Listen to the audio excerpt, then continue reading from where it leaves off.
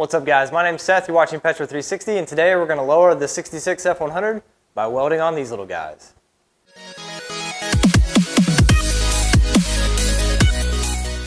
Alright guys, so I got the 66 here in the garage, and today we're going to try and get this thing just sitting a little bit lower. So it's just factory Crown Vic up here in the front, so that is lower than factory. I think it's about 4 inches lower is what people say, but we obviously want to go a little bit lower than that. And part of that is going to be by welding in these guys. So what this does is either welds or bolts onto the lower control arm of the front suspension and moves the shock mount from this upper one to this lower one, giving you about 1.5 inches of drop at the front. So this truck has stamped steel lower control arms down here. So instead of bolting it on, we will be welding it on. So get to try out the new MIG 180 welder today, first time. But first, I am going to go ahead, take some measurements of this thing, just so we can see how much drop it is, because I'm sure people are going to be interested. So grab a tape measure and get to do it. All right, so took my measurements.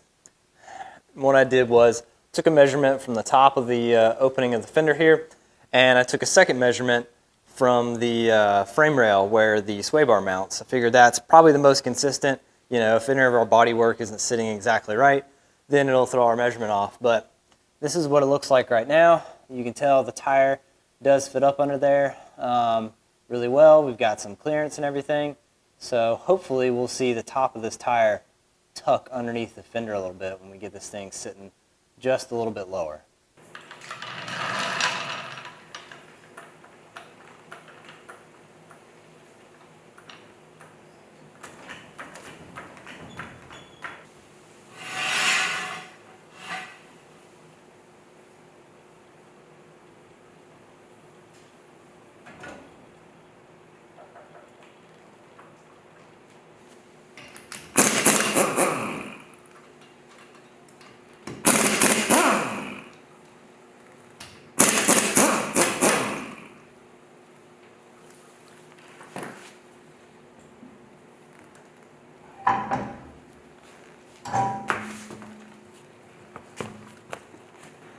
All right, let's bring you up under the truck here.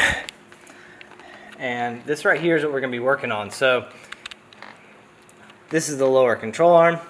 We got the strut that bolts right here. So essentially that plate is just going to take where this bolt connects to the suspension, moves it down about 1/2 inch. So we're going to pull this bolt out and see if we can get this suspension to sag a little bit, and see about cleaning that up and getting it welded on.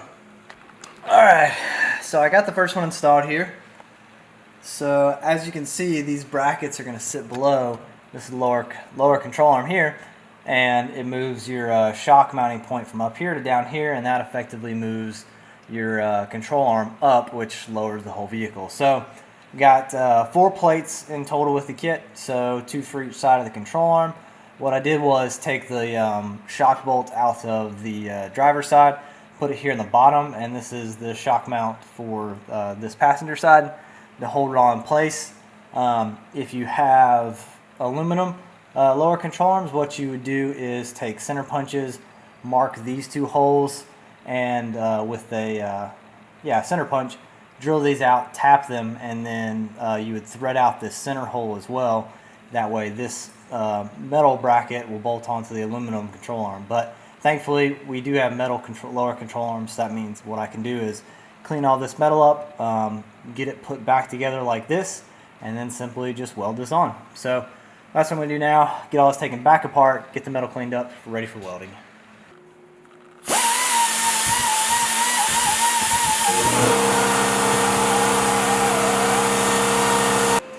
Alright, first weld with the new MIG 180.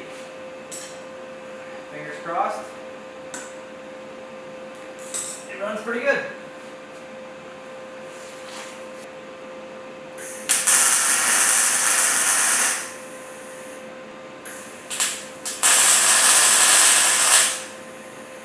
So far so good. Alright, so got it tacked into place. Happy with how everything is. As you can see, the top hole is larger than the bottom hole, I think that's for the threads. Whenever you tap that out, the bolt's going to be larger. But overall, tacks were good, so I am going to put the bolts back in to keep everything aligned and go ahead and finish welding it. Oh, and another key note is down where this shock mounts, there's a pocket in the lower control arm. Make sure you clean out that pocket. I had a lot of leaves in mine. Obviously, when you're welding like this, those will catch on fire. So there's a helpful hint for those who follow along. All right, just got done welding up both sides. Crawl back down here. And as you can see, got it on there. Rosette welded it in the holes that he had already provided. And they're good to go. I took my time making sure the bolts matched up, still lined up.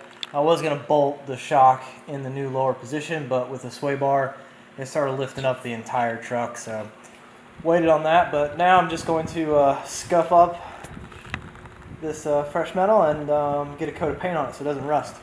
So, see, everything lines up pretty nicely. Alright guys, got everything bolted back up. We got the jack stands out underneath it, so we're about to put its own weight back on it. So see how low this thing actually got.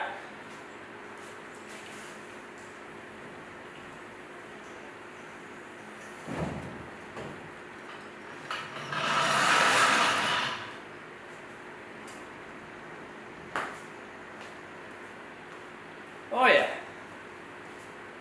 Now we're tucking a little bit of tire. Nice.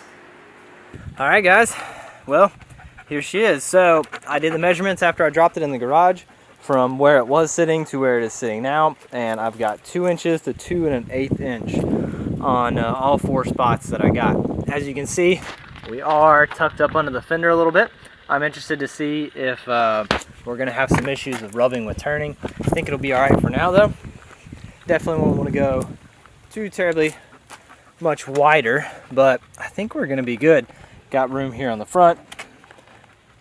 I think it's going to turn out pretty good, guys. But yeah, I mean, 2 hours and 2 inches of drop. I don't think it gets much easier than that. If you do have one of these trucks and it does have the steel lower control arms, definitely think about grabbing this kit. It was 45 bucks.